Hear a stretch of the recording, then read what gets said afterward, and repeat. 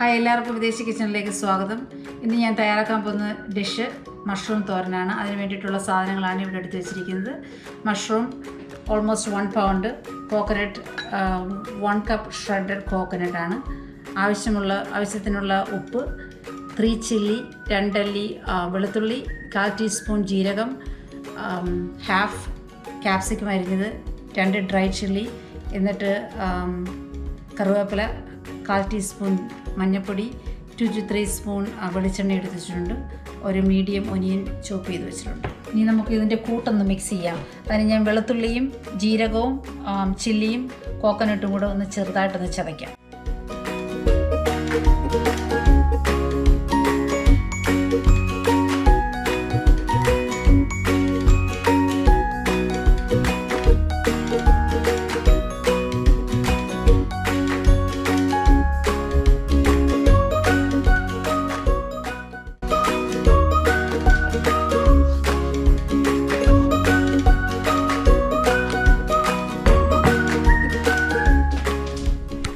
അതിനുശേഷം ഞാൻ മഞ്ഞൾപ്പൊടി ഒന്ന് ഇടുവാണ്. മഞ്ഞൾപ്പൊടിയും ശകലം ഉപ്പും കൂടി ഇട്ട് ഇളക്കാം.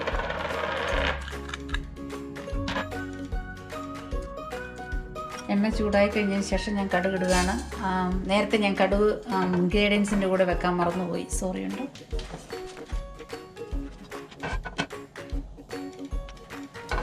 കടുക് പൊട്ടിക്കുന്നതിന് ശേഷം നമുക്ക് ആ ചേരുവകളൊന്ന് ഇടാം. തീ ചെറുതായിട്ട് കുറയ്ക്കുക.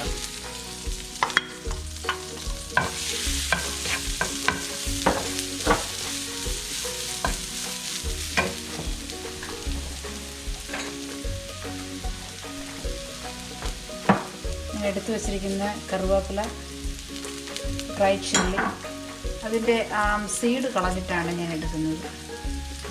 ഒന്ന് പൊട്ടിച്ചിട്ട് പോകാം.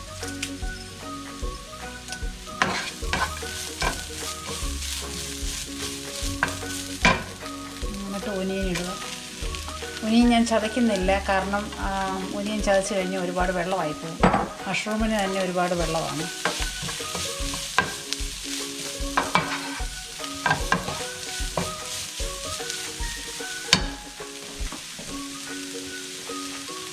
നമുക്ക് ക്യാപ്സിക്കം അരിഞ്ഞ് വെച്ചേക്കുന്ന ഇടാം.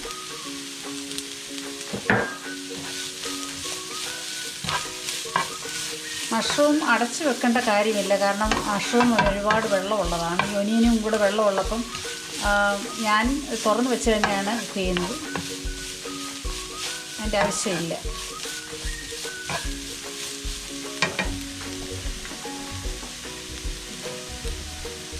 ഇതെല്ലാം ഒന്ന് ഒരു പച്ചമണം മാറിയതിന് ശേഷം ഇതിടുക.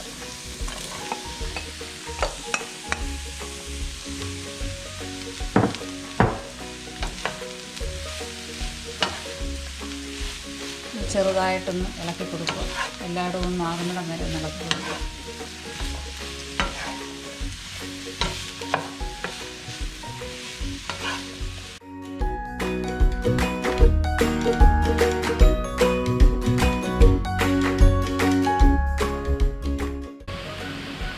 നമുക്ക് ഇച്ചിരി ശകലം കൂടെ ഞാൻ ഉപ്പിടുവാണേ.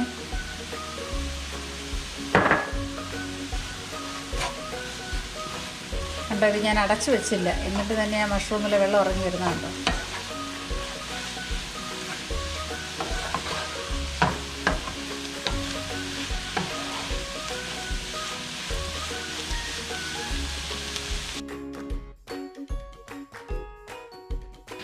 അങ്ങനെ നമ്മുടെ മഷ്റൂം റെഡി ആയിട്ടുണ്ട്.